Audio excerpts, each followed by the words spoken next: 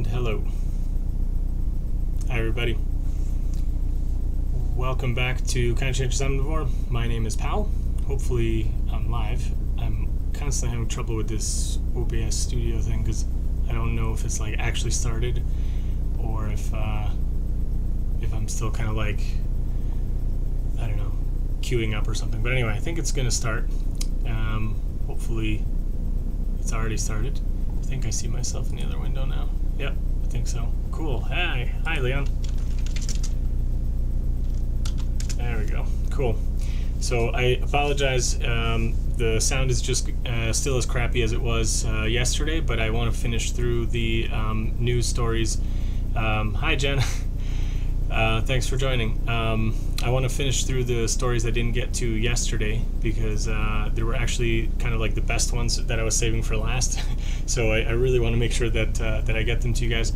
And then I promise I will try and get a new camera with a better mic or something to do these live streams in the future, because I think the mic on this has just gotten progressively worse. I don't think it used to be this bad as it is now. So anyway, thanks everybody for joining. I think I'll just jump right into it, and yeah, we'll get through some more stories. So here, let's switch to the other view so you guys can see my screen. This one that I'm starting off with is actually quite a sad story.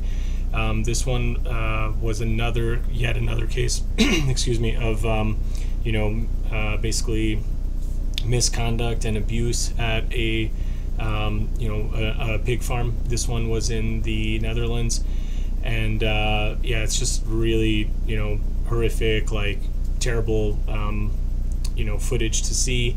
Obviously, if somebody doesn't want to see it, then you can just pause the video or whatever. But there are some very graphic pictures in this article, so if anybody's like triggered by that or doesn't want to see it, just I guess you'll have to kind of take my word for it. But anyway, the parts that I wanted to point out here is really just kind of continuing the theme that I was saying yesterday on the report of the abuses that happen.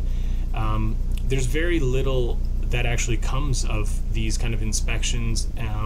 First of all, you have to kind of pass certain thresholds before the incidents even get logged, and then even when they do, there's very rarely anything that comes out of them. And then also, like I said when I mentioned the ag-gag laws, companies do their best to try to make sure that even whistleblower type footage like this, when they go undercover or put hidden cameras, that those cannot be shown to the public, and the people who do that can face actual jail time or very severe fines and other kind of like problems, legal issues. So this is really just kind of like going back on that conversation and just further information, just so you guys can see kind of like what's happening. This line here is what I wanted to read to you. So basically, this animal rights spokesman, Robert Molaner, alleged that all the scenes at the two farms are unfortunately no excesses but standard practice in Dutch pig farming. This is, again, like I said yesterday, the story that I started with yesterday, that was in the US, but like I said, this happens everywhere. I mean, anywhere where you have animal exploitation being done, it's for profit, and they're going to put their profit ahead of the well-being of the animals. Like, even if somebody wants to believe that the animals are treated humanely and then they're killed and you eat them, it's just not the case, and it can't be the case because the economic incentive makes it be impossible to do that. The economic incentive is to put as many animals as possible into a small place as possible, and basically, treat them they're not treating them poorly for the sake of treating them poorly. They're doing it for economic gain, and the more that they process in a quicker time, the more profit they make, and that's their motivation. It's the profit. So this person here, this spokesman, said that they had to draft no fewer than 77 reports and send out 37 letters to restore a violation and give 21 written warnings out of 350 inspections to pig farms. So you can see like the kind of effort it takes to even get any of this kind of stuff to even just get reported, or to get the company to even get kind of a warning. And then what they do with the warning is kind of like the next thing. But it's just unbelievable. And really the best thing to do is to keep highlighting these kind of abuses so that more and more people are aware of it, and that they change their their shopping, because what we buy in the supermarket is really directly funding these kind of industries. And if people are aware of this and they don't want to support it, then they can put their money elsewhere and buy more ethical choices like fruits and veggies. So Jen says, I've been to pig slaughterhouses in the Netherlands, and even the comments from people on the save videos is just disgusting. People don't care. It's incredible. I mean, I think like a lot of times people are just they don't want to believe that this is happening in their slaughterhouse. It's like in their country or in their city. I mean, I've watched so many comments from people on YouTube videos, or even just talking to people kind of in day-to-day life. Everyone assumes that their country is different. I talk to people here at work, when I was going into the office regularly and talking to them about the ethical side of veganism, and they're always like, yeah, but that's not how it is in Hungary. That's not how it is in Ireland. That's not how it is in wherever. Everyone thinks that their country is better, but they don't realize that it's really the same, because everyone's motivated by money the same way. So it can't really be different. It's really crazy. And here I just want to point out the last thing from this article that I found interesting was, again, this is from a UK publication, so their focus is of course on the UK market, and they're basically saying that the British Meat Processors Association reports that the UK is a net importer of pig meat, currently importing around 60% of all pork that it consumes. So almost 2/3 of the pork that's consumed in the UK is imported. And they're basically saying that together with Denmark and Germany, the Netherlands accounts for 60% of British pork imports. So, if you look at this, I don't know what the breakdown is further between this 60%, between Denmark, Germany, and the Netherlands. But, I mean, it might not be equal, so it might not be like, the 20% each way. But I'm sure a fairly good portion of the of the pork meat that comes into the UK comes from the Netherlands, according to this, information. And, basically, like, this means that there's a good chance that some of the pork being consumed in the UK is probably coming from this very farm that has this horrific, abuse being exposed. And yet when you talk to people, or when you see people, commenting on Twitter, on YouTube, other places, everyone thinks like, oh, but we have the highest welfare standards in the world, blah, blah, blah. The UK is a leading, da, da, da. And everyone wants to believe this, but they don't realize, like, yeah, but where do you get your stuff from? You get 2/3 of it from outside the country, and this is the kind of abuse that happens in one of the main, countries that you're getting your pigs from. So it's like, it's just something that I really want to highlight to people, that it's ubiquitous in the industry, regardless of what country it's in. There is no nice way to do this. If the profit motivation is there for people, they will do the wrong thing, and the consequences of doing these wrong things are very subtle to none, as far as we can see.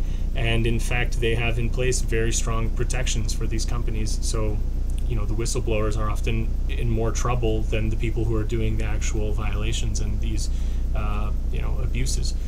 Hey, broski, thanks for joining, man. Long time no see.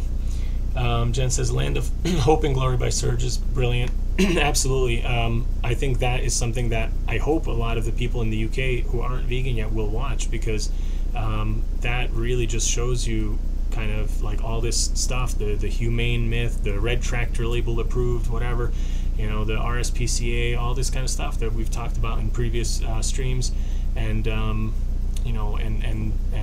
yeah, just, it's a joke. I mean, people just, they want to believe this stuff, so they're willing to pay a little extra to appease their their conscience. Thanks, broski. I'm good, man. I'm good. We should do a stream again together. I think that would be cool. Leanne says, luckily the people near me are becoming more vegan friendly. Yeah, cool. I mean, it's definitely spreading, and I've got some good news articles too to share with you, but we got this kind of worst one out of the way, hopefully. Here's a bit of good news right away. So this one is about a NBA player, John Salley. He's investing his own personal money into plant-based pesticide companies. So he wants to do stuff that will rival Monsanto and kind of like the poisonous whatever. Like he wants to basically make plant-based pesticides that are not going to be as toxic to animals and not going to pollute rivers and all this kind of stuff. And basically this guy is also an advocate for growing hemp for industrial uses, as well as I think for basically like medical marijuana and all this kind of stuff. But basically he's supporting the cannabis industry and also doing non-toxic pesticides to protect crops. And he basically just wants to try to make a safer growing environment where we can still protect the crops from pests, but without like poisoning the environment and people and animals. And I'm not into basketball, so I don't even know what team he plays on. Like, it says 4-time NBA champion, vegan and wellness entrepreneur John Salley. So if anybody knows him, I mean, probably if people are like watching basketball, you probably know his name. I don't know who he is. I don't even know what team he plays for. But yeah, kudos to this guy. I mean, rock on. Anything that can be done to counter companies like Monsanto and Bayer and all these companies that are profiting from this kind of toxic poison that's going around, they have my support. So I think this is really cool. Julian says, I heard it was available at a burger grill. What is this? Oh, sorry, Jen. I tried a Beyond Burger, not publicize the menu. Dear Mama, totally vegan place in Amsterdam. Just another vegan burger. Cool. That's awesome. Didn't want to go to a 99% carnist restaurant. Yeah, I guess. I mean, I always kind of have like an interesting idea about that. Like, I still think it's kind of good to go to non-vegan places and order vegan food, because sometimes even just talking to people, like even just the waiter or the waitress, just to basically like ask about stuff, like it's already kind of planting a seed in their mind. Sometimes you can talk to kind of the owner if it's a small place and let them know, and maybe they'll be encouraged to put something on the menu. Usually, like whenever I've had to go out for work kind of events, I'm always kind of the odd man out, and like I always end up ordering sides basically. Like in a lot of the places we've had to go to, there were no vegan options, and you end up getting like French fries and ketchup basically, or something like that, or like rice, or fried veggies or something like that. Just basically, or like steamed veggies or whatever. And it's pretty challenging, but I think sometimes that's actually good, because it makes the management of the restaurant be aware that there are people asking for those kind of things. And slowly but surely, I actually had a pleasant change. Lots of my coworkers actually started to kind of look for places that had vegan-friendly options, and we ended up starting to go to more places like that. And several of my last kind of meetings while I was still working were done at places that were full-on vegan restaurants, and my coworkers were eating the vegan meals there, and they loved them. So it was like a really cool thing. Like, they're not vegan, and they didn't really seem to have any intention of going vegan anytime soon, but they were at least eating a vegan meal, so that was like really cool. Jen says, Rich Roll podcast with that doctor was really interesting about GMO pesticides. I need to finish that one. I actually started that one, and I haven't watched the rest of it. I will definitely need to get back down. Yeah, you have friends that you want to convert. Absolutely. Sometimes it's easier to bring your friends to a place that has both options, but then they kind of see what you're eating, and especially if the place has good vegan options, then sometimes they're even tempted to get the vegan option. I've done that with Indian restaurant before as well with coworkers, and some of the coworkers actually ordered some of the vegan dishes because they were curious. Like this one place we went to, they had jackfruit, and they were like, "Oh, I've never had that," blah blah blah. And then people ended up getting that option instead of like a meat curry or whatever. So that was really cool. Luckily, Asian restaurants always have vegan options available here. Yeah, that's cool, Leon. I think a lot of the ethnic kind of restaurants have options available. If nothing else, like I like going to like a burrito place or something like that. They almost always will have like just a vegetarian burrito, and you just ask for no cheese or no sour cream, and boom, it's vegan. So like Indian places, you can usually get vegan friendly options. Mexican, Italian, I mean, there's usually something you can do. Asian, I think, is really variable, like at least here in Hungary. But like when I was in the US, I think Asian places were usually pretty easy. Even like sushi places, you can always get like the veggie rolls or stuff like that. So yeah. Genesis Beyond Meat in the U.S. are targeting meat eaters, not vegans. I think that's their idea. Yeah, it's very possible, and I think anything that can be done to do that is a good move. This next story is actually kind of in line with that. This is another basketball player who I also don't know, but he plays for the Chicago Bulls. This guy, Markkanen, I don't know if I'm pronouncing his name right. He's a young guy. He's a Finnish dude. He's over playing in the States, obviously. And this guy made a new campaign video, basically talking about the environmental impact and blah blah blah. And he was saying that he's going to give up eating meat. So he says, what was it? The whole point of Markkanen's campaign with Nestle called "Don't Choke" is to ask people to pledge to take simple actions to decrease their personal carbon footprint. And the day after the Don't Choke campaign dropped, Markkanen made his first pledge. He would give up red meat. Oh, sorry, not all meat, just red meat. But he says every move counts, play your part. So again, this is somebody, he's clearly not vegan. He's not doing this for like ethical reasons per se, but he realizes that there's a huge environmental impact that comes with eating meat of all kinds, but really red meat is probably usually considered to be some of the worst. Also, this kind of plays on the kind of misinformation that a lot of people have, which is they think red meat just means cattle, but actually all mammals are red meat. If you're looking at like from a medical perspective, so if you look at like the World Health Organization, when they talk about red meat being a likely carcinogen, they include pork because it's a mammal. Any mammal is considered red meat.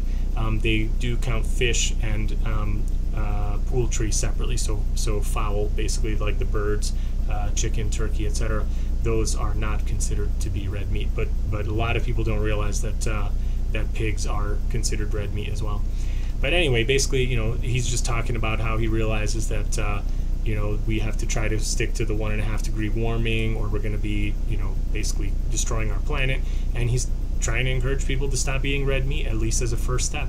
And I think that's great. So again, and then this article goes in and starts talking about a whole bunch of other athletes who've given up on meat or have gone vegan altogether, and it's just great to see. I mean, I know some of these names. I mean, probably most people know, but Venus Williams, tennis star, Scott Jurek, the ultra runner, he's definitely one of my main inspirations for when I first kind of started looking into the health aspects of veganism. So here there's Hannah Teeter, snowboarder, John Salley, who's the guy in the other article that I just mentioned. So this is great, and it just it's a positive step. I applaud this guy. Maybe further on down the road, he'll hopefully see some, ethical connections, and maybe he'll go vegan. Who knows? Here's another one. This was actually before Christmas. They were basically highlighting the fact that this company, this is a UK-based supermarket, I think, Morrisons. They were basically introducing a vegan alternative to pigs in blankets, and so they were doing what were they? Veggies in blankets, and you could buy these, and supposedly they had very kind of similar taste, and people liked them. And from the looks of them, they even kind of look almost Whole Foodsy a little bit. So it's basically like an eggplant wrap that is supposed to be kind of like a little bacon strip or something, and it looks pretty wholesome. I mean, I don't know, I haven't seen the ingredients label or anything, but again, it's just kind of like a nice thing to see that somebody is doing this and promoting this like before the holidays, like telling people, hey man, don't eat the pigs in the blankets, get this instead. So it's really cool. I'm happy to see this kind of stuff. This is on the other end, it's terrible news. A barn fire, this was in the beginning of December, killed 1,300 pigs in eastern Ontario. The reason I wanted to highlight this was because this is actually like an almost regular occurrence. It seems like I've covered a few of these barn fire kind of stories in Canada specifically, and I've talked about some of the regulations, how they have different kind of levels of fire safety that are expected when a building is meant for kind of like human use versus when it's used for storing animals, and that they are incredibly lax when it's just for animals. And you can just see kind of the outcome, that one barn getting destroyed is like thousands potentially of lives of these poor animals that are dying horrific deaths, burning to death, and it's just terrible. And there was a real strong disconnect here, where like the firefighters actually saved some of the animals. They were running in to, you know, get them out. So they rescued about 100 animals.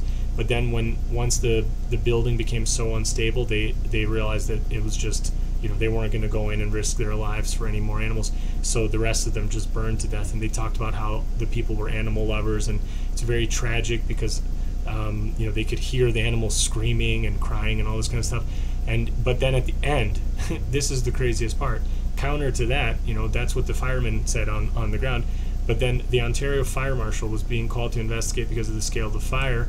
The damage is estimated at more than $1 million, blah, blah, blah. And then it says, he said no one was hurt and credited his firefighters for the rescue that they did make and for preventing the fire from spreading to nearby buildings. And it's like this line here, he said no one was hurt. This is kind of the crux of the problem.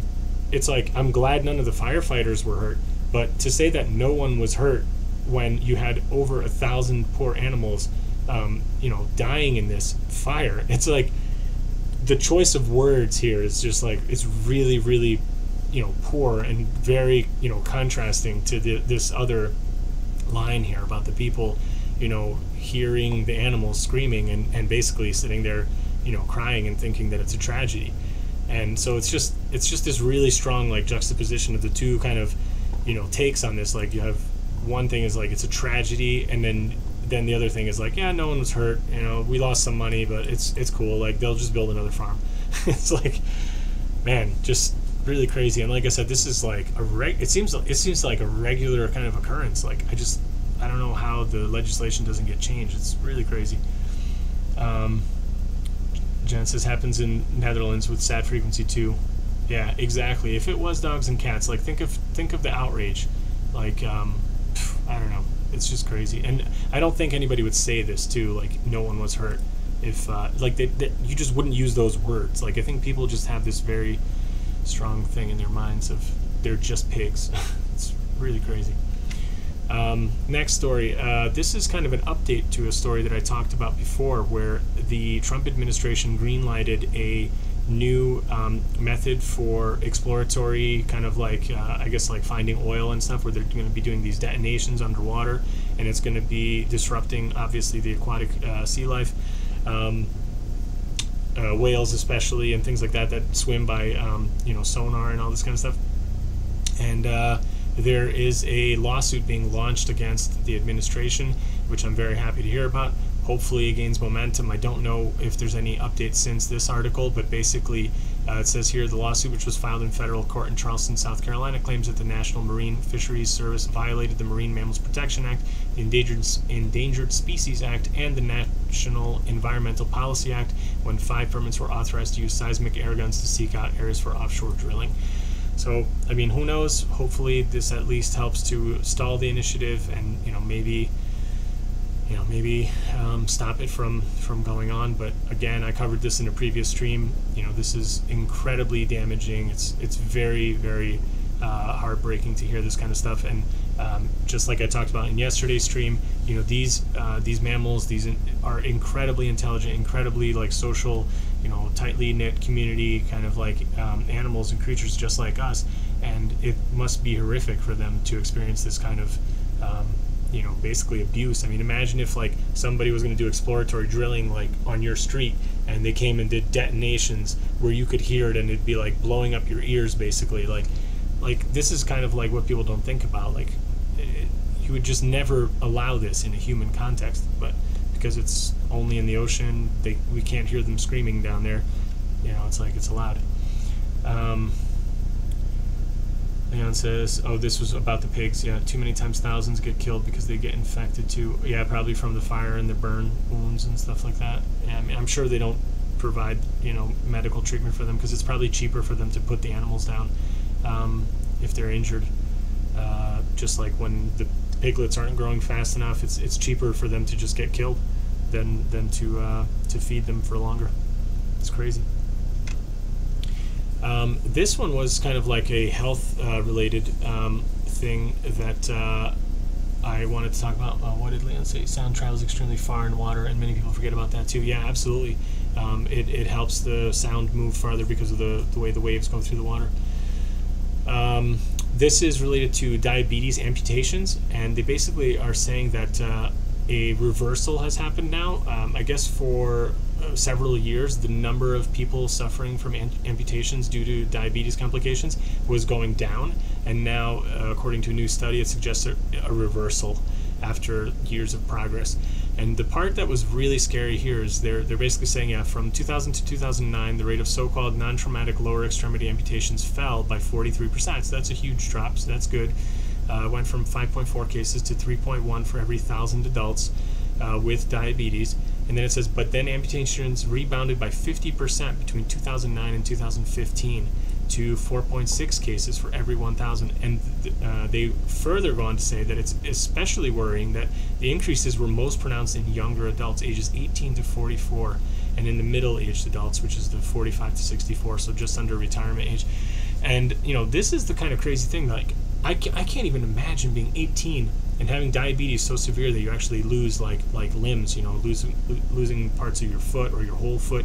I mean, it is just incredible. Like, I mean, this is a real, you know, epidemic, and it's a very serious health problem that, like, people just, I don't think they're aware of. And of course, as we know, as I've talked about in many videos before, one of the best things you can do if you're diabetic is to go on a whole food, plant-based diet.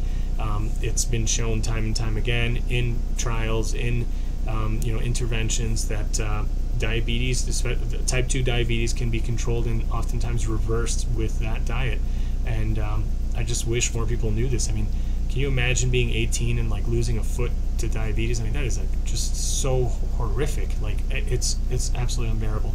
The article talks about like why it happens. I guess the poor circulation that comes from the high blood sugar, it often means that the extremities are numb and people can't feel things. And especially if you have like poor fitting shoe, or you have some kind of sore that develops on your foot, you won't feel it necessarily. And it just gets worse and worse to the point that it can get infected, and people can't treat it, and they will actually have to amputate somebody's extremities. People often lose toes, fingers, whatever, and sometimes people will lose a whole leg, or like even, you know, stuff like that, like up to the knee.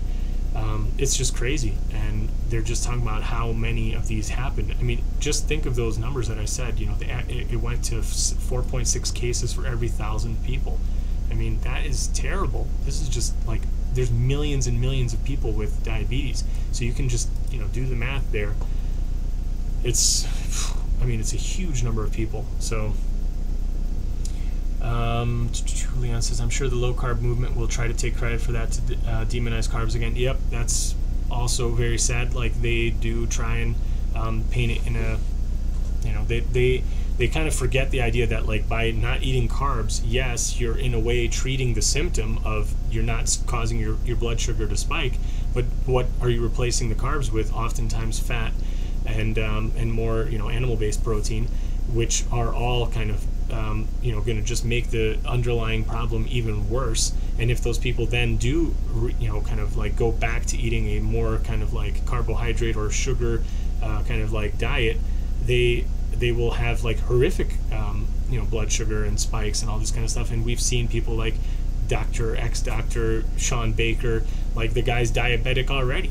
And people don't realize that it's like, it's not just like, oh, somebody's fat, therefore they're diabetic. It's like, you can be diabetic and be incredibly fit.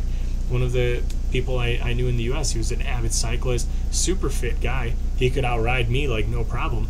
But the guy had, you know, diabetes, and he was already taking, you know, shots and all this kind of stuff, and had what I now know is a pretty bad diet, and certainly wasn't going to help him. But a lot of times people just think like, okay, you know, like, it's the sugar. And if I would encourage anybody who kind of, you know, doesn't know any better to, like, go watch some videos by, you know, Dr. Neil Barnard, and just kind of learn some more stuff about it. But yeah, this was shocking. I had no idea this many people suffer from the amputations. I mean, that is just a crazy number when you think of how many people have diabetes. Yeah, I mean, this is just, it's a scary article. All right, this next one from the UK, I covered it in a previous stream. In the US, they recently finally, I guess, made it illegal to knowingly sell dog meat, and basically, like, they made it illegal to slaughter dogs for food. So I think this is the quote here: "No person may knowingly slaughter a dog or cat for human consumption." It's interesting, the clause for human consumption. It doesn't say anything about pet food or stuff like that. But anyway, if you do that in the U.S., you now face a fine of up to $5,000.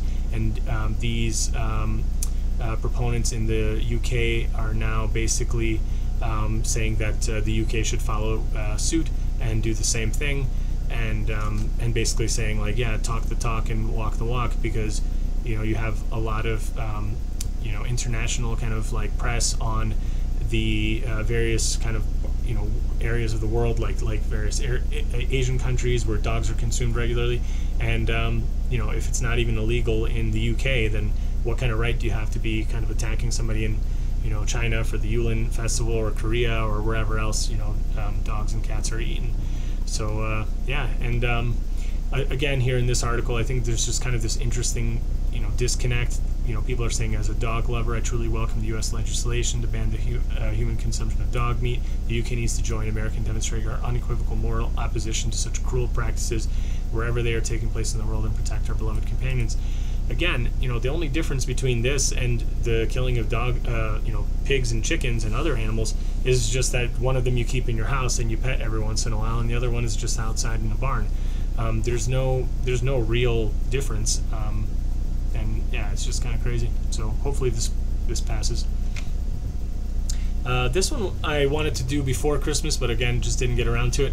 A lot of people, especially in the U.S., I don't know, I remember being a kid, like for New Year's and the holidays in general, we would often, many of my relatives would get these little shrimp platter things.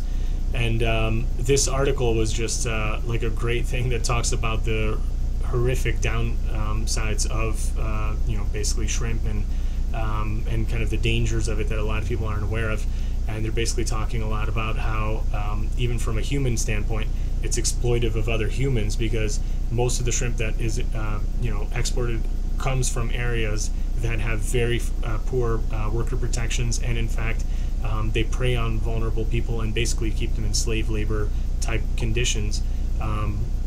Oftentimes their whole families are on boats and all this kind of stuff, and they're basically just saying just you shouldn't be eating this crap, and leave the shrimp in the ocean. So they give 8 reasons here of why you pretty much shouldn't consume these shrimp. And so this is the first one: slave labor. Again, like I said, number 2 is they're talking about these superbugs, so the antibiotic resistant strains of various bacteria that can really get you sick, and they've been found in shrimp. This one is again talking, I guess, what is this? Non-native species into their operations, just the different kind of diseases that can be spread.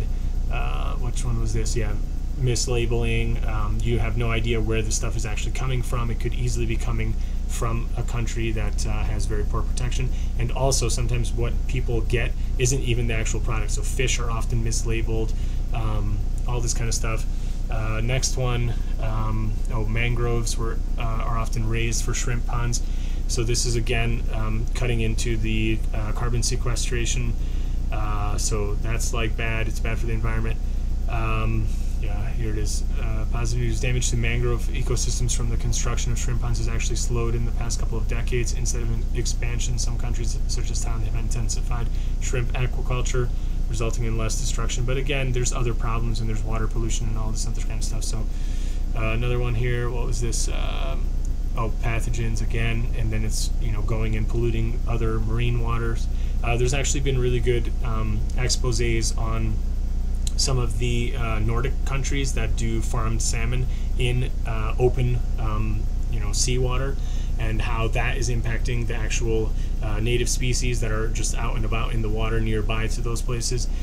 So this is, I'm sure, the same thing, and basically any farmed fish often does the same kind of thing. And then they basically talk about ethical reasons to not eat fish, and talking about how these are sentient creatures as well. So I think a great little article. Hopefully more and more people see this kind of stuff and stay away. What did Jen say? I heard some U.S. pet food was found to contain the drug that vets use to euthanize pets. Absolutely, I've definitely read that. many years going back, you know, a long time ago. I was still living in the U.S. at that time, and there were definitely always reports coming out about that. That yeah, they've even found bits of like dog collars or cat collars or whatever, like ground up in the pet food. So I mean, even when like when I was living with my parents back in the U.S., like I remember we read those kind of articles, and we decided to not buy pet food for our dog. Like we basically cooked, you know, kind of like human food, which a lot of people say like you're not supposed to do, but the dog was always pretty happy about it and seemed pretty healthy. But so anyway, so that dog always got like basically, I think the only thing we ever really bought was like dry kibble. We never bought like the cans and stuff because of just all those terrible, you know, things that you read about. But yeah, it's absolutely true. There's been tons of that stuff exposed. Jen also says, anyone who has seen that clip of shrimps, prawns, yeah, being injected to increase their size would never eat them again. No, I haven't seen that, but I've seen other things where people are injecting like chicken and blowing it up with the saltwater solution and stuff. I used to love them, but I realized it's the sauce I love. Yeah, the horseradish with the ketchup, that was always kind of my favorite part too. Had that little spicy, sweet kind of thing. And now there's vegan versions of shrimp that you can get. Like the vegan prawns are supposedly to the point that most people can't tell the difference. I actually saw a really interesting thing. I don't have a link for it or anything, but they've shown that people have made like tuna sushi out of basically like tomato, and people who have been eating it couldn't tell the difference. So going back to the article I showed you guys yesterday with the huge tuna that was sold in Japan for $3 million, you know, again, we're like hunting to extinction this beautiful creature that is just like, it's mind blowing when you could just freaking make the, you know, the thing from a tomato. It's just unbelievable. Like I don't know. It's just crazy. Like hopefully this stuff is going to be looked back upon like, you know, 10, 15 years from now, and people are just going to be like, I can't believe we did this kind of stuff. Like, thank God we don't do it anymore. Here's another one, animal testing. This is my like also like kind of personal pet peeve, because once I've learned about how kind of ineffective and just kind of pointless animal testing is, then it just really got my goat. Like it's just like, I don't know, just crazy. And here's another example. They basically through pressure from this group, it's an advocacy group called the White Coat Waste Project, and also Jane Goodall, who's kind of famous for her work on primates and conservation for, you know, their habitats and all this kind of stuff. They pressured the FDA to stop testing. They were doing nicotine testing on addiction testing on 26 squirrel monkeys, and they got enough pressure put on this test group to basically release the monkeys. So they got all rehomed into a sanctuary in Florida, I think, somewhere. But anyway, basically, this article is just talking about how, you know, how many animals are used. And I've covered this before in a previous stream. It said last year nearly 76,000 non-human primates were used in experiments at U.S. animal research facilities. Now again, this is just primates. There's like, I don't know how many animals that are used, like rabbits and rats and dogs and beagles and all, you know, all these other kinds of things, cats. This is just the primates. It's insane. And then it also says that there were more than 34,000 who were held captive in facilities but not used for experimentation. So they're just kind of being held like, we're going to do something to you later, but we haven't actually done anything to you. So that's 110,000 non-human primates just last year that we know of that were held captive, with, you know, 3/4 of them being actively tested on. And you know, there's a great quote here at the end. It said, painful primate testing has no place in the 21st century, and I applaud the FDA for quitting its cruel nicotine experiments on monkeys and sending the animals to a sanctuary. Well, I applaud the advocacy group who got this done, not the FDA, and I think shame on them for not knowing any better. And if anybody looks into kind of the actual science showing how ineffective animal testing is, I just can't understand how anybody could actually support it. It's just incredibly ineffective. It's incredibly cruel, and it's totally unnecessary, and it like, there's just no point. Why are we, you know, testing monkeys for nicotine addiction? We freaking know that nicotine is addictive. Like, we don't need to do any more testing, and especially not on monkeys. It's just crazy. Hi, Bev. Oh, Jen called me out of my my non-vegan expression. Yes, got my goat.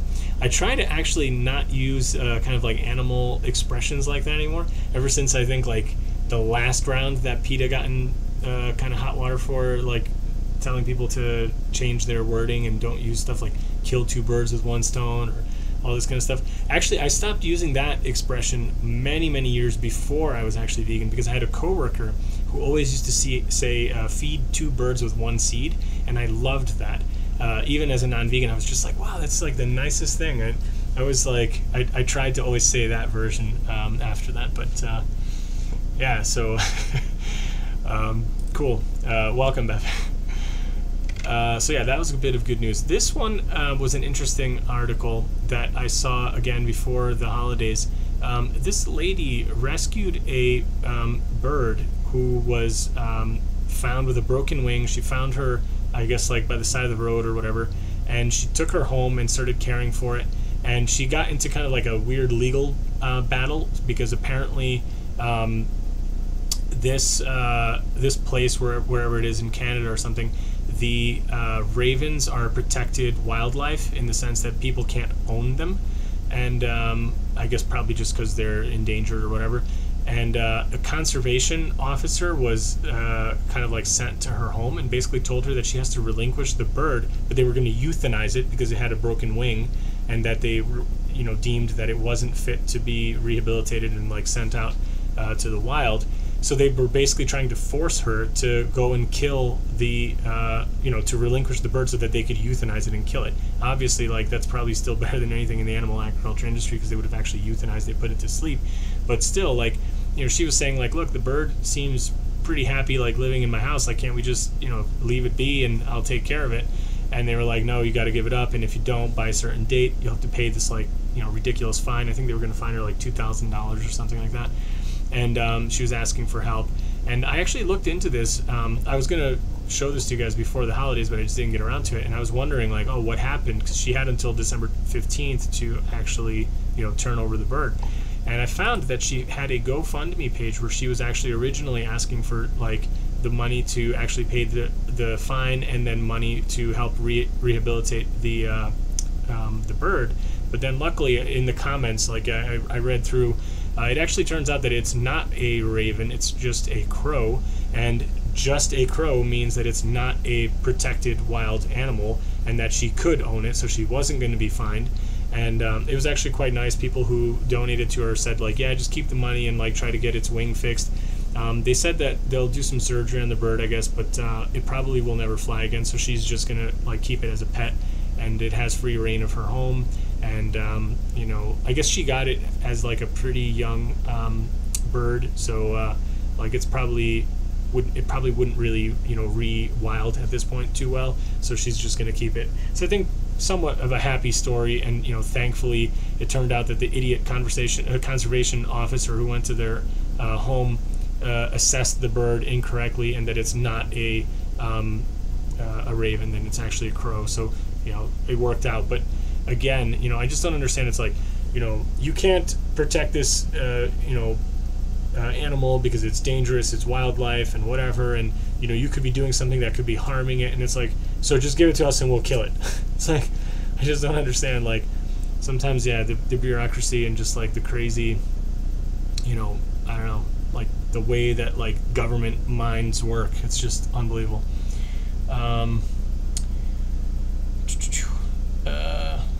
Oh, Jen said, I enjoyed those free feed two birds with one scone. I've seen that written. I think people in the UK tend to use that one, but I never heard that until pretty recently. But I loved the you know, feed the two birds with one seed. Not great for the birds though. Yeah, I don't know if they should be eating scones. But still, I don't know if you mean the one seed. Probably the one seed is not enough to feed the two birds, but it's probably still better that they get half a seed each than to get, you know, one stone through both of them. So, feed two vegans with one veg bar. Yep. All right. Cool. Next.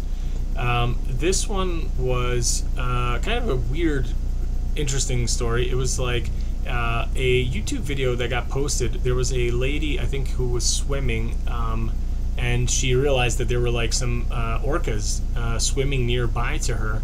And at first she kind of freaked out. I guess she went out into the beach, but then afterward, other people were saying like, yeah, no, it's like they weren't going to attack you. It looked like they were just swimming next to you. She went back in, and somebody that she was with took drone footage of her swimming with these orcas. And it's quite a beautiful little video. If anybody hasn't seen it yet, check it out. I got a link here. I'll put all the links in the comments at the end. And you can just see the size of it here. So this is the person here, and you can see, you know, this is like an adult orca here, and these are the little babies that you know, are swimming probably with the mommy here. And just kind of crazy when you think about it. Like, I would probably freak out, you know, seeing something this big, kind of like, you know, 2.5, maybe 3 times the size of me swimming nearby. I'd probably flip out. But the reason I wanted to talk about this was actually that, as this article pointed out from Sea Voice News, it's actually showing kind of the sad state of our oceans, because if you look closely, you can see that there seems to be like a plastic bag trailing from the mouth of one of the smaller orcas. So it says here, as beautiful as the video appears, if you take a closer look, the video reveals a grim reality of what today's oceans have become. If you zoom in or look very closely, a white item that appears to be a plastic bag is hanging out of the mouth of the juvenile orca whale as they circle the swimmer. And you can't really tell if it's like stuck there, or, you know, if they're just kind of playing with the bag. Hopefully maybe they can get rid of the bag out of their mouth like later. But knowing how many animals have washed up dead on shore nowadays, where they're basically like filled with plastic garbage in their stomachs, and they can't eat because it's like they can't digest it, they can't pass it, they can't get enough nutrients. I mean, it's just really crazy. And yeah, you can, I kind of paused it in a spot where you can see it, but that is the little bag there by the whale's mouth there. So yeah, around 107 mark, you can really see it. And it's just sad, you know, like a lot of people just don't realize, like, again, where all this plastic is going to end up, and a lot of it ends up in the ocean. So just kind of a crazy thing. It's like kind of a beautiful video, but at the same time really sad. This one is crazy news again. A hunter who I guess got a lot of flack for posing next to a lion that he's killed, and other kind of big game that he's killed. This guy was an Italian vet, which was really interesting as well, so a veterinarian. And he was on a hunting trip to shoot some birds before the holidays, and the guy fell off a ravine and fell 100 feet to his death. So the guy died while out hunting, trying to shoot some more birds. And yeah, it's just kind of crazy that, like, you know, a lot of people then got you know, got kind of like, oh, well, there's karma and whatever. And then of course people called out the vegans, like, how can you say that, and how can you not feel bad for the guy, and blah blah blah. But again, it's like, maybe he should have been, you know, at home instead, eating some, you know, wonderful plant-based meal instead of trying to be out killing some birds, and then he wouldn't have died. Like, I mean, it's just crazy. Like, this is just, I've talked about in previous streams, like, people shoot other people by mistake, people fall off of stuff, people shoot themselves. There was the other story about the guy who shot the deer, and the deer fell on him and critically injured him. You know, the guy ended up in the hospital.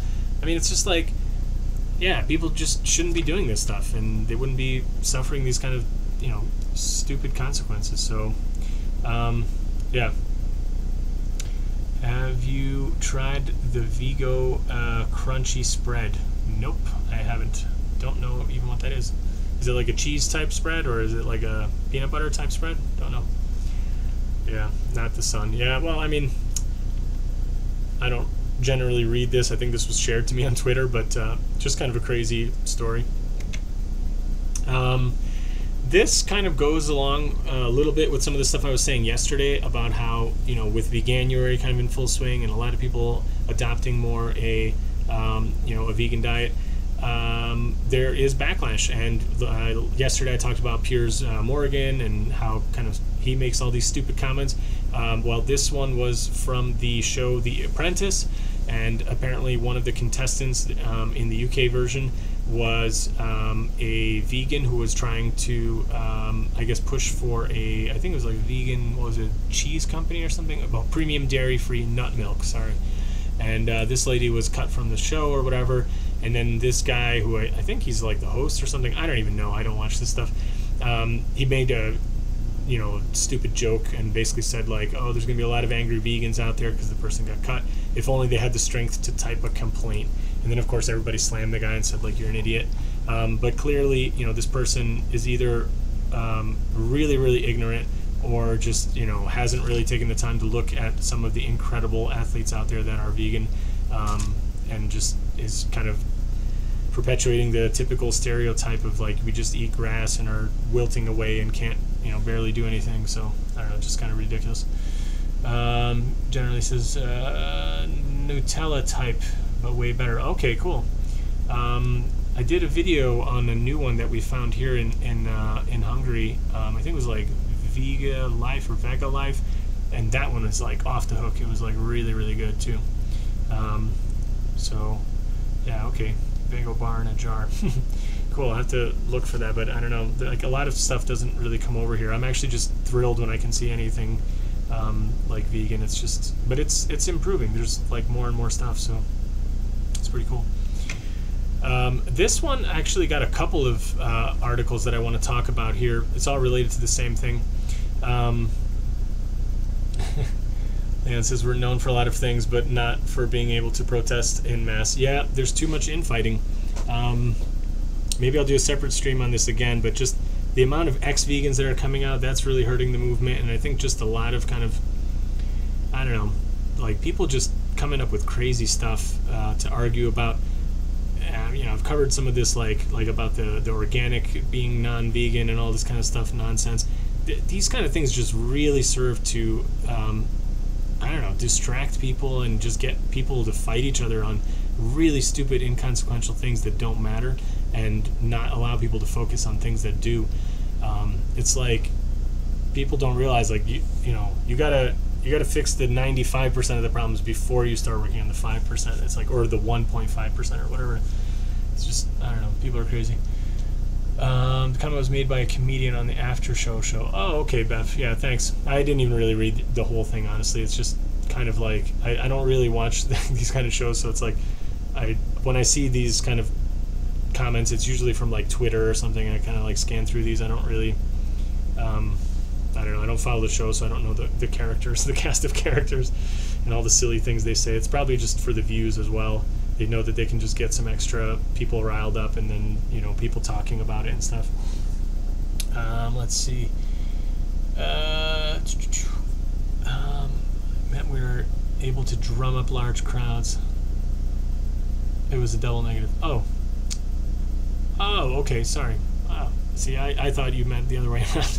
Because I sometimes get frustrated. I think we, as a group, don't do enough, you know, standing together. And I think there's too many people who kind of, I don't know, nitpick on things that just don't matter as much as the big things. And instead of just being like, okay, let's fix the big things first, then we can do the nitpicking stuff after. So I just get frustrated with that. So anyway, so this next bunch of articles is all related to the same thing. If anybody's not aware, but like in the U.S., there are ongoing issues for many years now, actually, about wild horses and what to be, you know, done with them. There is a case made by cattle ranchers and farmers out west where they are basically saying that the horses are a nuisance and that they are degrading the, you know, the grazing lands. Because there's too many of them, there's no natural predators, etc., etc., and then they take up all this space, and they compete for the grazing land in drought-stricken areas with their cattle, and there are huge roundups of these wild horses. It's often done with helicopters, which I'm sure is extremely stressful to the horses, and they are corralled, and there have been at times various efforts where the Bureau of Land Management, that's the BLM, sort of like a park services type kind of thing, if anybody's not in the US and they don't know about the BLM. But so anyway, this land management, the Bureau of Land Management, they will round up the horses, and at various times they've been kind of corralled, they've been euthanized, they've been sold. There used to be kind of like I guess there was kind of a scandal where they were like slaughtered and sold for meat. And I think that's been banned since like I forget which article they talk about that in here. maybe in the next one, but I think it was banned in like 2007 or something like that. But this is an ongoing problem, and there's something that often doesn't get mentioned, and that's what I want to talk about. So this main article that I wanted to show you guys, this is just from the middle of December.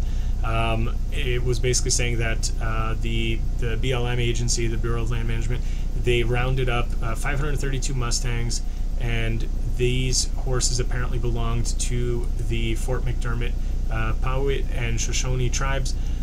People, I don't know if I pronounced those right, and I apologize if I didn't, but anyway, they say tribal members will decide whether to sell the horses or take other action to prevent them from unauthorized grazing on neighboring federal lands. So, you know, this is kind of like, there's two things I want to talk about on this story. One is that there's a real strong parallel between what has happened to Native American people from the very beginning of how they had their land taken, how they are basically relegated to living in tiny little, you know, kind of like designated, you know, what's the word? Shoot, I can't think of it.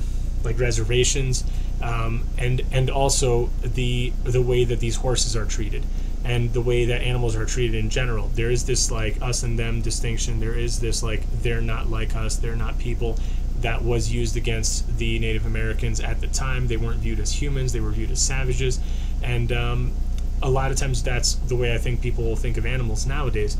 They're not like us, they're not humans, all this kind of stuff. It's the same kind of prejudice. This is what, you know, speciesism is really kind of all about, is acknowledging this kind of you know, treatment and behavior. So I just think it's interesting that there's parallels specifically with the Native American peoples, but they are also thinking like that they own these horses, just like, you know, people used to own black people, or people used to own whatever kind of people. It's really kind of crazy. And the next thing I want to talk about is just really like why is there this problem to begin with, and why is it that, you know, conservation efforts that are supposed to be there to protect these wild horses are actually like corralling them and, you know, killing them because they're saying there's too many of them and that they're grazing too much and they're destroying the environment.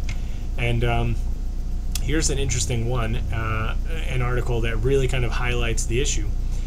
This is it talks about a lawsuit that was raised against the BLM, and here's the gist of it.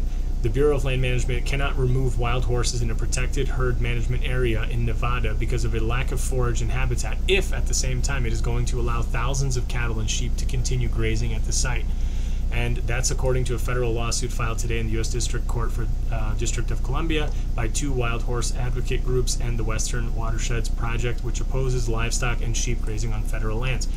And to get to the heart of the matter, what's happening is that the BLM actually authorizes private cattle ranchers access. They give them permits to go and graze their animals on federal lands. So the federal lands are actually, they're supposed to be kind of like the land of the people. It belongs to, you know, all Americans as kind of like a natural resource, et cetera, and the BLM is actually, you know, basically, what's the word I'm thinking of?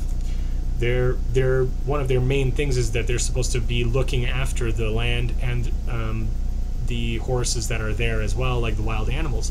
And so they actually are tasked with protecting the horses and looking after them. But what happens is they put the financial interests of the cattle ranchers ahead of the horses.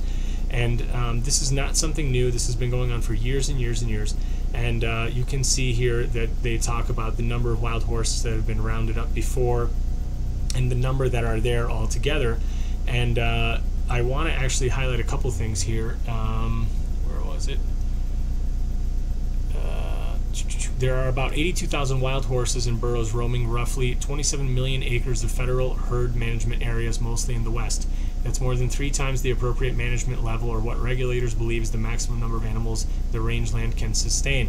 But the reason why that those numbers can't be sustained is because of all the animals that they allow ranchers to graze on the same land. It's not the horses that are the problem. It's the livestock that are grazed there. That's the problem. But they just don't want to acknowledge this. And the next article here that I want to highlight, there's a couple of things here. Just do like a a Google search here, and this is like one of the articles that come up. I actually can't read the details of this article because it's not available in the EU, and I haven't bothered to try to do like a VPN from another country or whatever. But here's an article that really highlights the gist of what I want to talk about. So it says, of the 245 million acres of public land managed by BLM, 155 million is open to livestock grazing. So just look at that figure right there. 155 out of 245 is open to livestock grazing. By contrast, wild horses are restricted to just 26.9 million acres.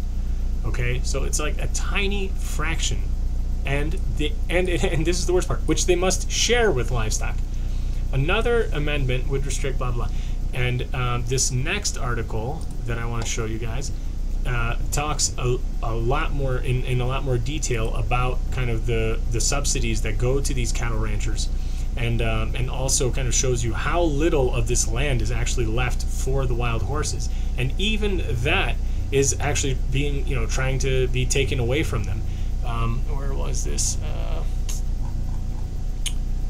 Shoot, this might not be it.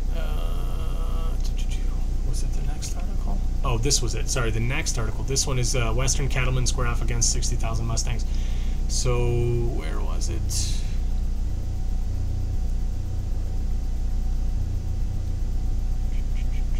Sorry guys, I wanted to highlight this and I forgot to do that. Okay, here it is.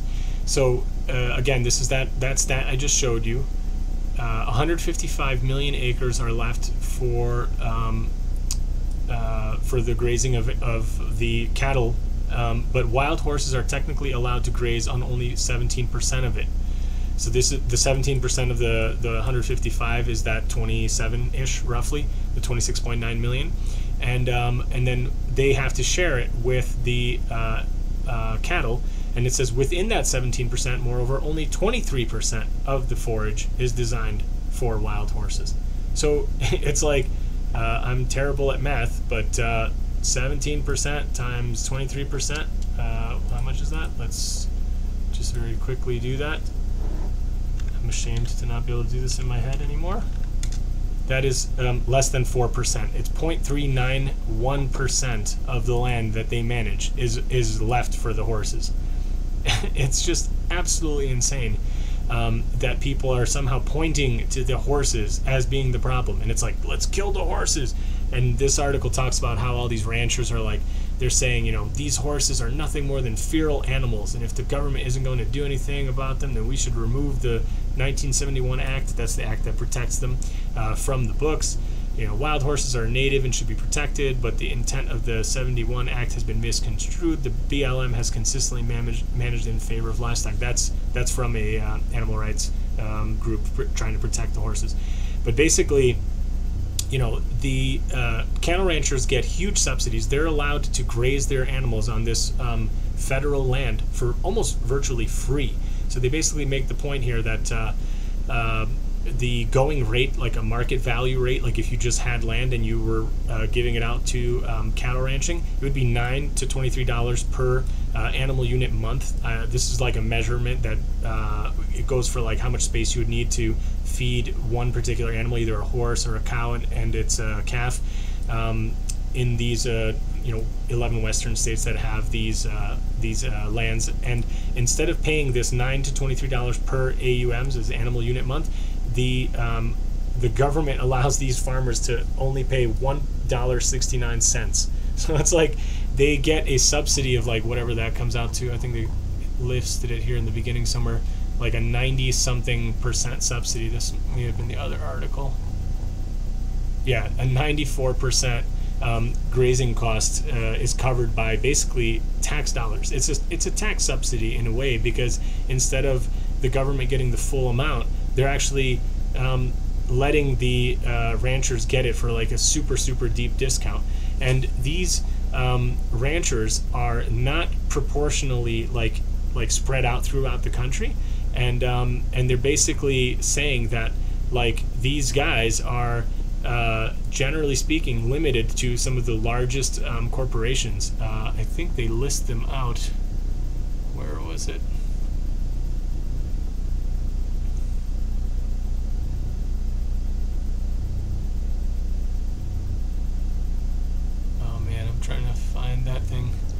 But it's basically like,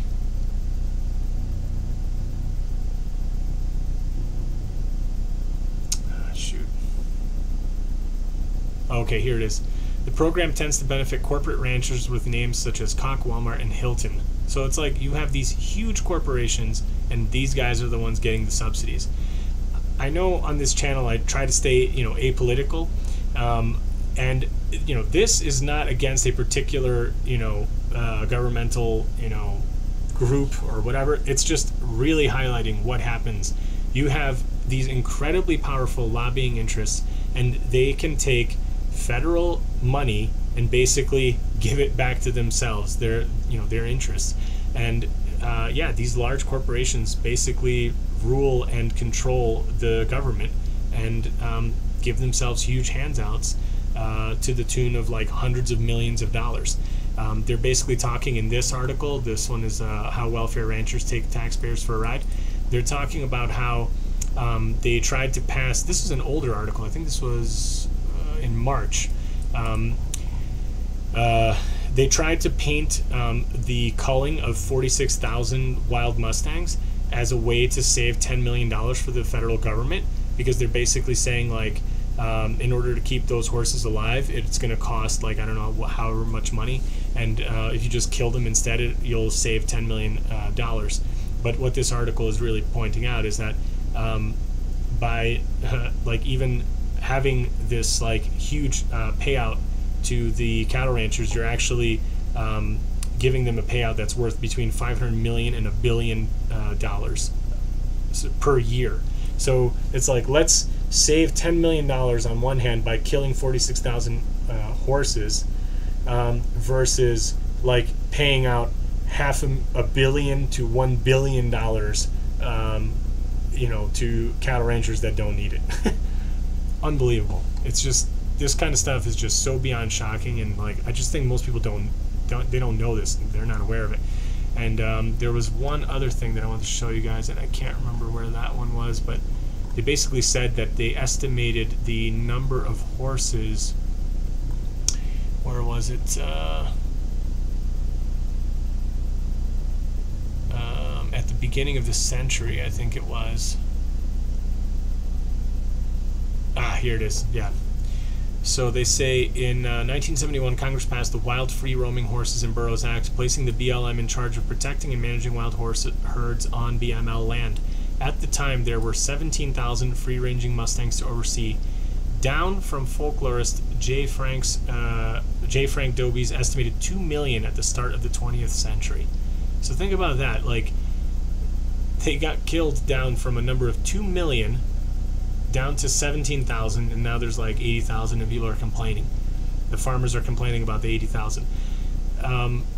What about the disproportionate number that's given to them as handouts? It's just incredible. And this article does a good job of really kind of highlighting that the horses are not what's really destructive to the environment as well, because they are always on the move, whereas the cattle tend to congregate and they don't move, they stay near the water sources, and they're really responsible for the degradation of the pasture lands, because they're kind of trampling down all the stuff, and they eat it down farther, whereas the horses keep moving, so they don't tend to eat the stuff down as far. So anyway, really interesting reading. Definitely recommend everybody checking out these articles. I'll have the link for all of these at the end in the comments. Moving on, health-related topic. This article I got from the Dr. McDougall newsletter. They were talking about how coconut oil became kind of like this health food miracle, and why they obviously don't believe that it is based on good science, and why we should limit the use of coconut oil and all oils really in our food. So this is a really interesting article. I definitely recommend everybody reading through the details, but basically they lay out the financial incentive of why companies are doing this. It has a lot to do with the bad press that companies and food producers got for the trans fats that they were adding, which was the hydrogenated oils, to increase shelf life and taste palatability for foods, processed foods. And then they had to replace it with something. So when things got banned, people started touting the health benefits of coconut oil, in an effort to try and get people to buy into that. And they're basically just saying like, yeah, it's a ticking time bomb. And they go through all the kind of like timeline of when trans fats kind of started getting banned, where people started promoting the health benefits of coconut oil, and then, you know, just kind of how we got to where we are now. And they go into kind of the scientific evidence, you know, not being there for showing any kind of benefit about coconut oil. So definitely read through this if at all you're interested in like health kind of stuff, and just really see how, you know, big money and big food is really kind of in charge of a lot of these policies and stuff like this. So definitely check this one out. I think it's a really good article. It was written by Jeff Novick, actually, but on the Dr. McDougall newsletter, this came in. So check this one out. This is a photo of a little island that has basically completely disappeared now from the rising sea level.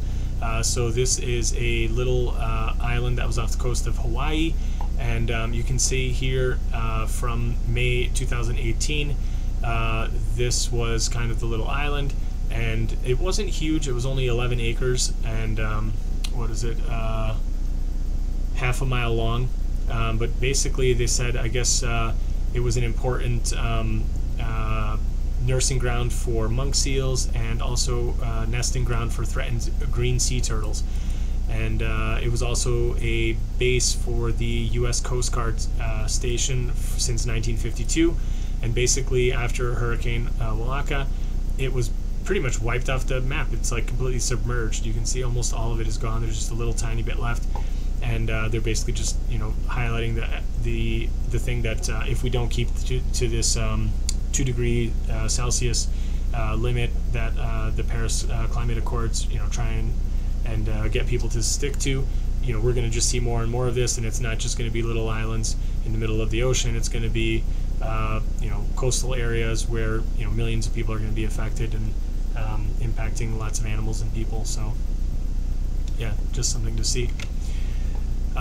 This one again kind of shows you the lengths that the animal agriculture industry will go to in order to get profit. This was talking about a farmer who was found to be injecting their cows to fake a tuberculosis diagnosis in order to get government compensation. I've talked before many times about the badger cull, how it is totally you know, useless in trying to fight TB transmission, and it's just a completely crazy like placebo that people are trying to, I don't know, pull over people's eyes or whatever. And it shows you what some people are doing. Some of the TB infections might not even be real, apparently, because this farmer was found injecting his animals with a hydrocarbon liquid to mimic the results of a positive TB test. So you know, it's basically, yeah, this guy got caught out, and it's incredible. I mean, like, yeah, he, you know, I'm sure he found out like, oh, he could probably get X amount of money from the government. He doesn't have to feed the animal anymore. I'm sure he did the math, and it came out positive for him, so he did this. And in the statement, the farmer admitted injecting the animals, and then basically it said, it's simply, where was this? Shoot, I can't remember. Oh yeah, here, this was it. The farmer, who has not been named, admitted tampering with animals after hearing of others doing the same. So again, there's no proof here laid out, but this guy at least admitted to it, and he's saying that he basically heard about it from other people. I'm sure that there are other farmers who did this or are doing this. And Leon, you're absolutely right. Yeah, the guy is a complete psychopath. He's taking a healthy animal and then doing this just so he could get a little bit more money. Crazy stuff.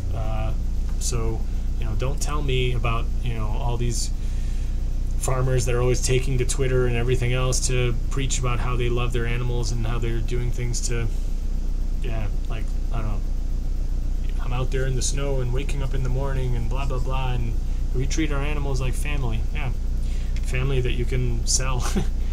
I don't know, it's just insane stuff. Bit of good news here. A new study showed that the vegan diet was most effective at preventing heart disease. This was something that compared, it was an 8-week long study published by the American Heart Association. they took people on the American Heart Association recommended diet, and they put people on a fully vegan, whole food, plant-based diet, and they compared the amount of inflammation reduction and all this kind of stuff and markers for heart disease, and they found that the American Heart Association diet, which allows some small amounts of lean meats, fish, and eggs and dairy products, were not as effective as the vegan diet. So basically, where was it? Here it is. In the vegan group, the median decrease of the inflammation marker known as high sensitivity C-reactive protein was 28%. In the AHA, that's the American Heart Association recommended diet group, the median decrease was 7%.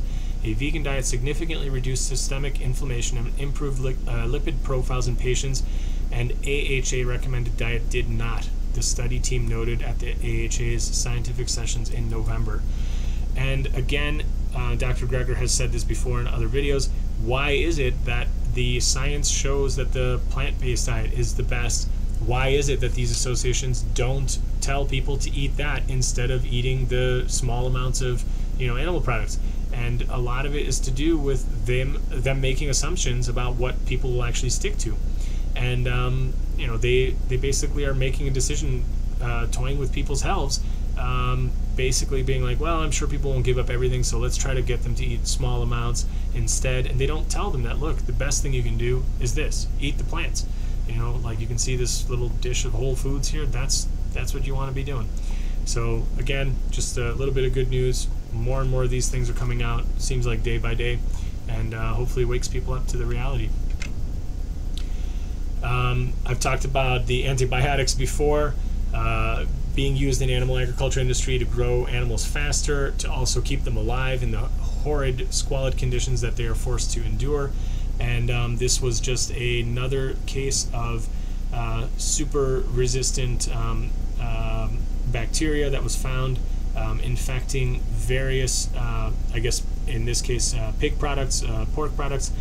And they said, supermarket shelves in Brazil, Spain, and Thailand were found to contain superbugs resistant to some of the antibiotics critical in human medicine. So this is the highest and best quality antibiotic stuff that we have available. It's kind of like the last, whatever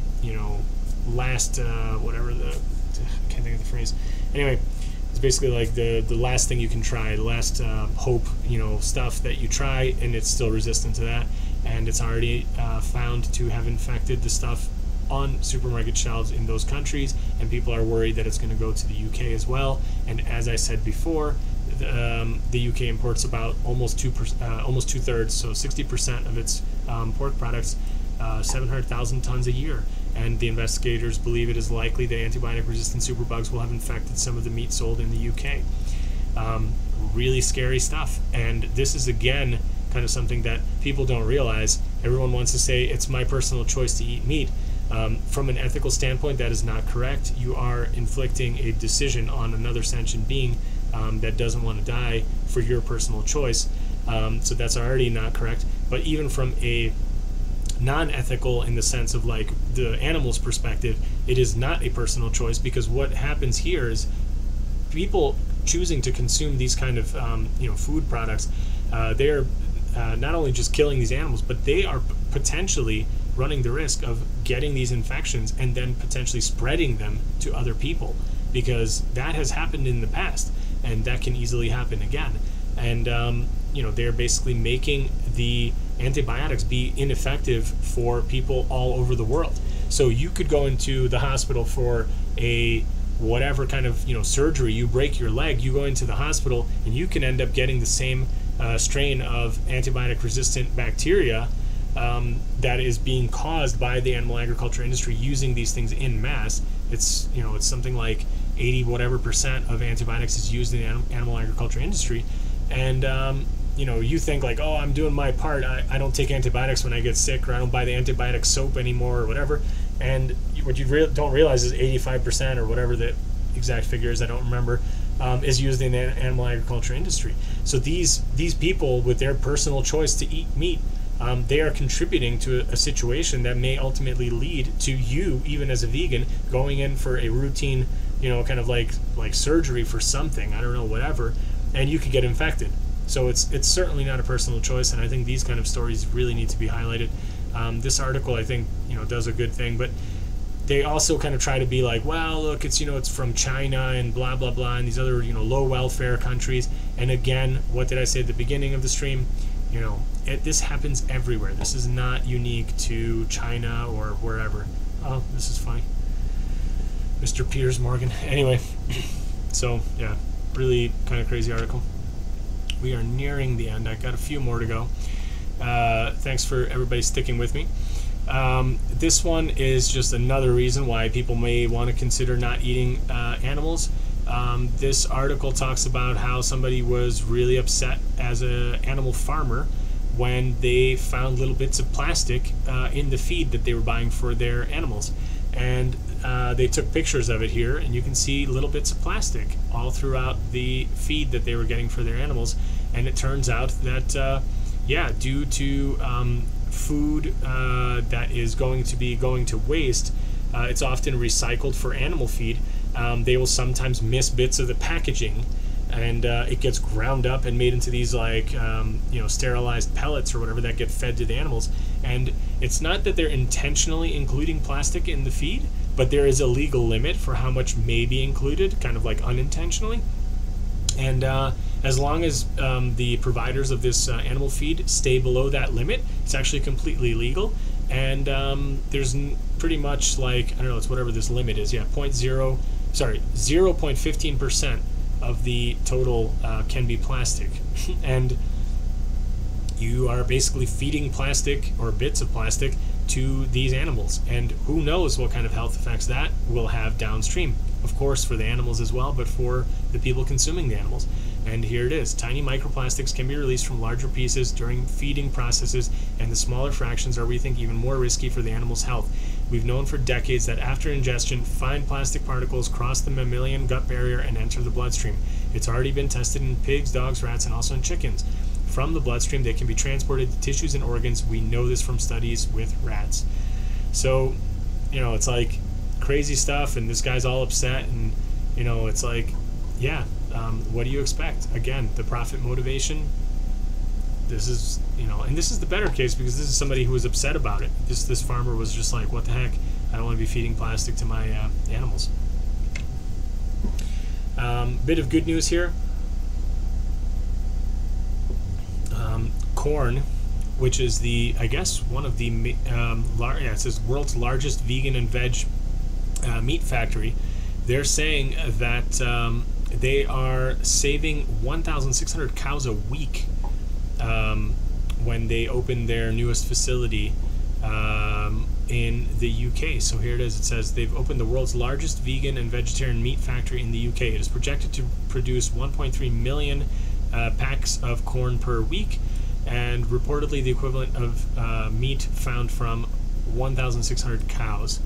So kudos to them. I know some of their products are not vegan. I think they include like eggs and stuff and some things, so definitely read the labels if you want to buy fully vegan stuff from them. But I think they are kind of turning more and more towards vegan and like fully vegan products. And they're saving a ton of animals, and it's really cool. So that's really great news. Leanne says everything they make in the Netherlands is not vegan. Damn, I was hoping they would finally make all their products vegan. I've heard like some of the things, like the new things they're making are going to be vegan. Let's see here. Hold on. Plant-based mince and veggie meat pies. I don't know where did I read that before though. So don't quote me on that. Maybe their new stuff I think is going to be fully vegan. I may have read that from a different article. I don't remember. But yeah, it's a bummer if they don't have vegan options near you. And it's just so weird that, like, I mean, I'm sure a good part of the people who, buy their products, I'm sure like a good portion are doing it for ethical reasons. Like, at this point, like, who hasn't heard of the unethical practices in like dairy and egg production industries? Like why would they choose to keep doing that? It's just so weird. I mean, it's like you can make anything vegan now. Like, I think it's only a matter of time, honestly. But yeah, it's just, yeah, definitely read the labels. This was an awesome bit of news. There is a female duo that biked across basically Europe, and they broke a record. They set the fastest ever female duo for this 4,000 kilometer bike ride. So former rugby player and vegan cyclist Johanna Jenke, I don't know if I'm pronouncing her name right, has become one half of the fastest female duo ever to complete the transcontinental cycle ride. The cycling epic takes riders across Europe in a 3,924 kilometer journey that takes the elites around 15 days. There's tons of self-support that needs to happen here, so they have to be really self-sufficient and everything. People have told her that there's no way she's going to be able to do this as a vegan and blah, blah, blah. And she not only did it the fastest ever, like for a female duo, she also said, here, and a quote, "And a lot of people didn't think it would be possible on a vegan diet. I actually think it was part of the key to success." She said that it helped her recovery and helped her, ride better. So she says the food that she ate during the trip was bought at supermarkets and petrol stations, filling up on fruit during the day and then carb loading with pasta and pizza later in the day. So really cool. And they also said, where was it?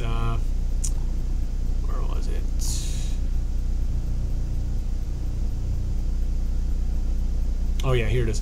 The determined ride saw the athlete and her partner complete the course in a time for a finisher's party. They were the only female pair in the party and the first females to have ever completed the event in time for the party. So that's really cool. Congratulations to her and her riding partner. And just goes to show you that, yeah, like, vegan athletes are doing incredible stuff. Really cool. Leon says, I got plenty of alternatives, luckily, but they have not been vegan for as long as I know them.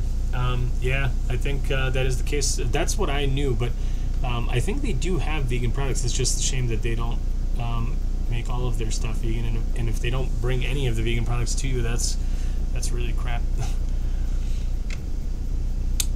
This one was just a cute feel-good story on people.com. It was a baby cow that escaped the slaughterhouse and ended up running into the woods and being kind of taken in by a deer family. And this was in New York. And basically this cow was like wandering through the woods and stuff. And finally, after, what does it say, after 4 months, somebody managed to kind of like gain its friendship. These were hidden cameras, I guess, like wildlife cameras, like webcams, that found it kind of moving around with these deer, and they pretty much took it in. And eventually people were able to befriend it and get it to a sanctuary. So luckily, you know, this lady here, whatever her name is, Bonnie something or other, kudos to her. I don't know her name. Where was it?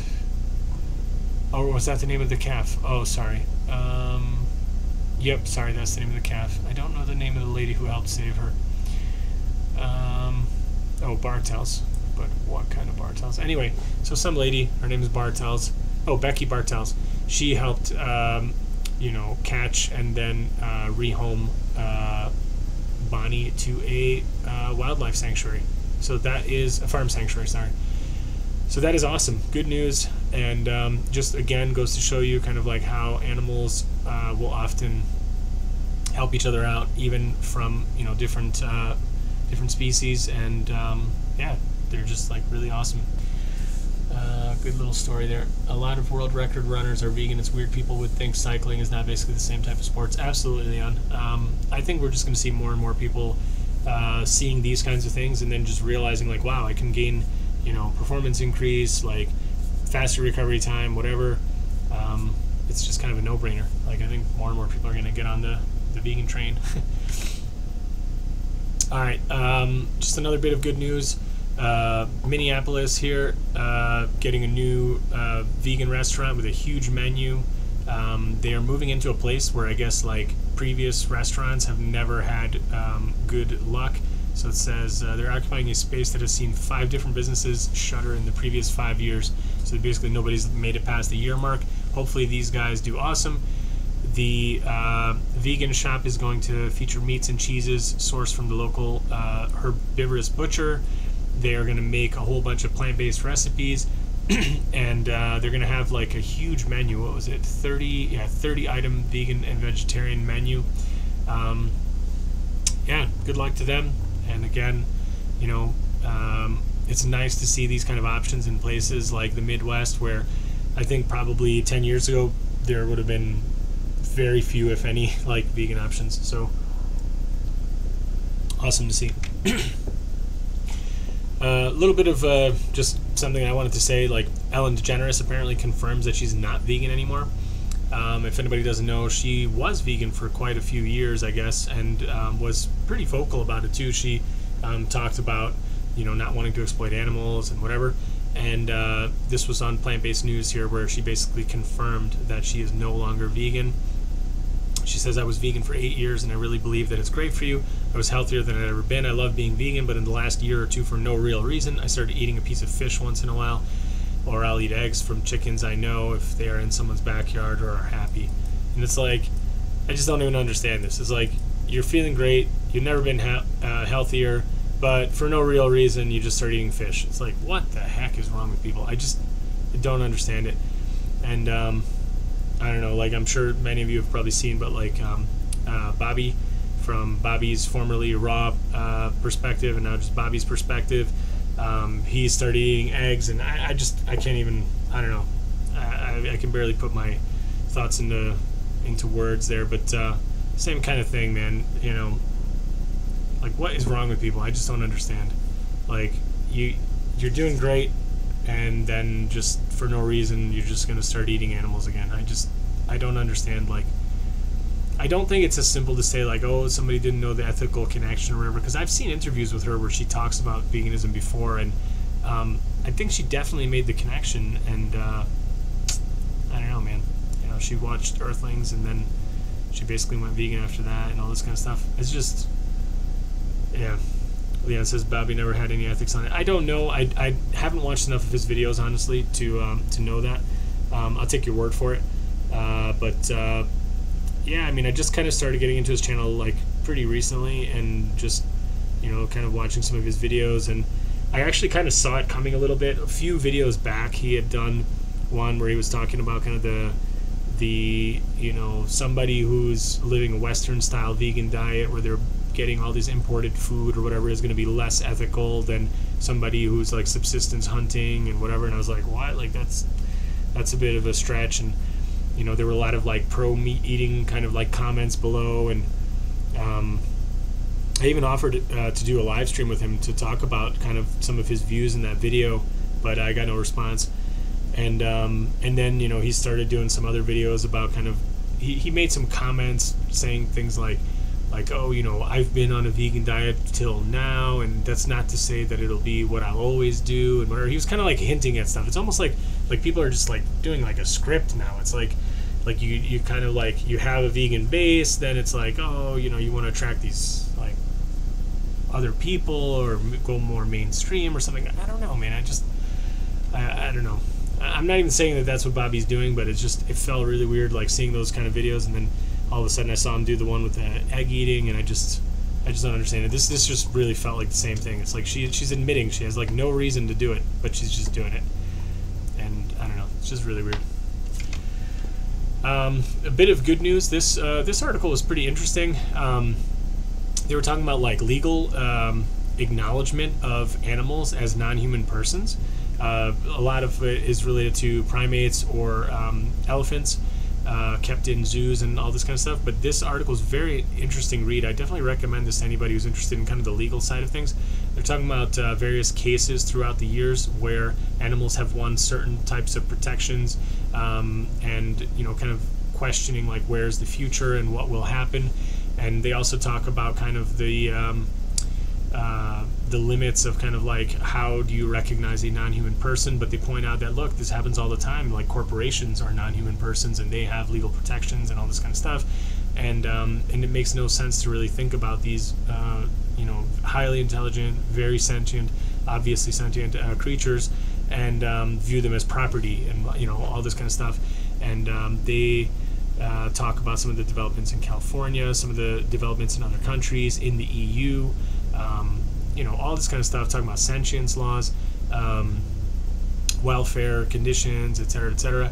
And just cool stuff. Read through this article, it's definitely interesting. And they make some examples here from India and South America that were, I guess, pretty big wins for animal rights organizations and for the animals that they were fighting for.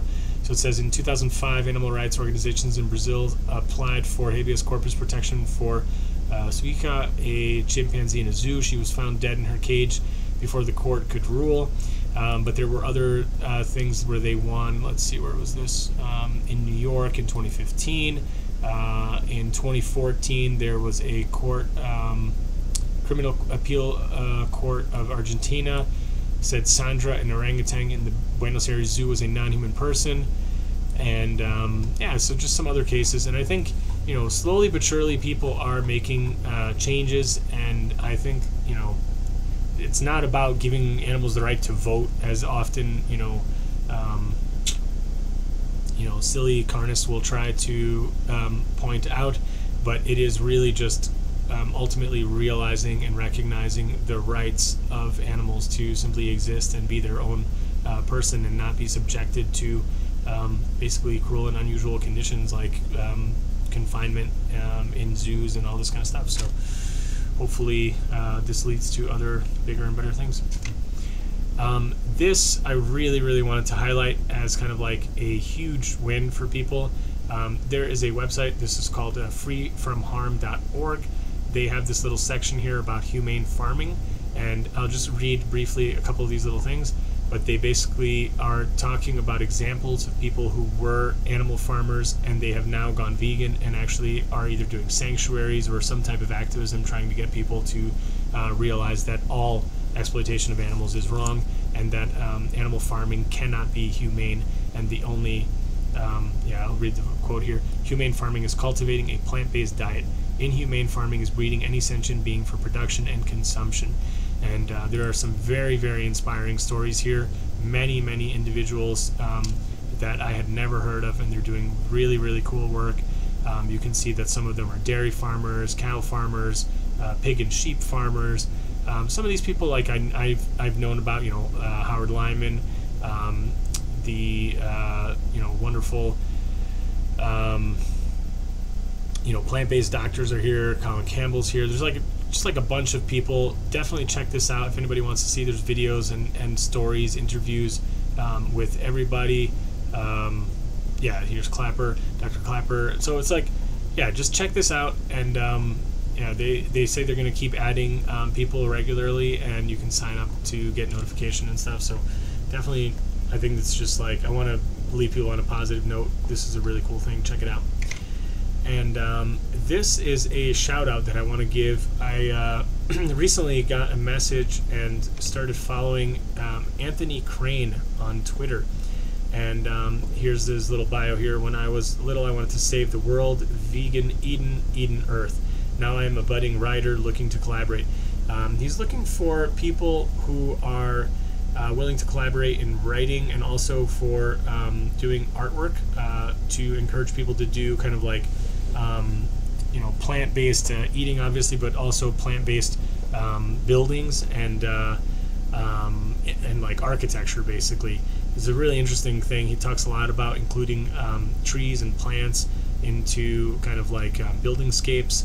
And you can see here, this is a really cool post. I think this was, he just retweeted this, but there's a good example of kind of the thing he's trying to point out to people, that a city with no trees, you can see the temperature readings here, 36, 50, 43, these are in Celsius, and a similar kind of scene with trees, 20, 26, 18. There are huge benefits to having trees, and just really cool thing. So shout out to Anthony. Check out his Twitter, go sign up if you're on Twitter or follow him. And also he's got this website which is called Leaf Living Examples of Architectural Foliage.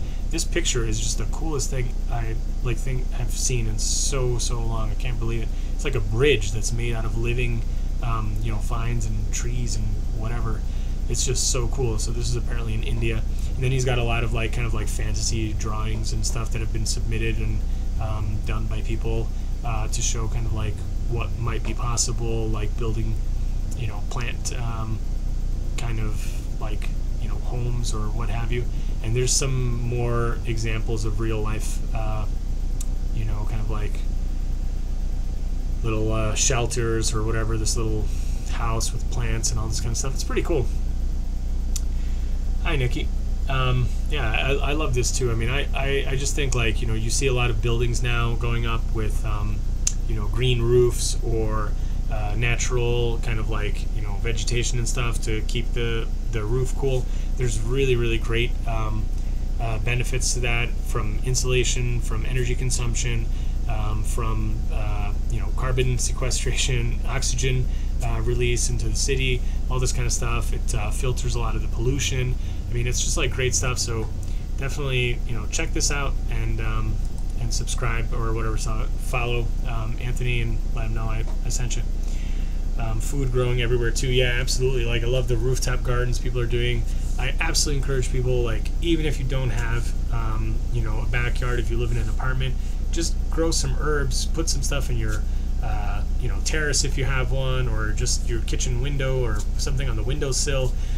Just, you know, something really easy like rosemary or, you know, basil or something. That stuff will grow so easy. You just get a little bit of sun, throw some water on there every once in a while, and it's really great. So even if you've got no land, just try to grow some little stuff. It can really help, and definitely benefits your mood too. I love watering my plants and stuff. It's really cool. So so yeah, I think that's it. Let me go back to the other view here. Hope you guys enjoyed that, and yeah, I just really wanted to get through these other articles that I didn't get to do yesterday. So hopefully this was a little bit more positive. I think I had a few really kind of bad news ones yesterday, but hopefully today was a little bit more positive overall. And really appreciate everybody being on. Not sure if anybody has any questions, but maybe just, if you do, shoot me a question now. It's down for like a few minutes if people have questions. Otherwise, I'm going to call it a night. There's always a little bit of a delay, I know, between people typing and...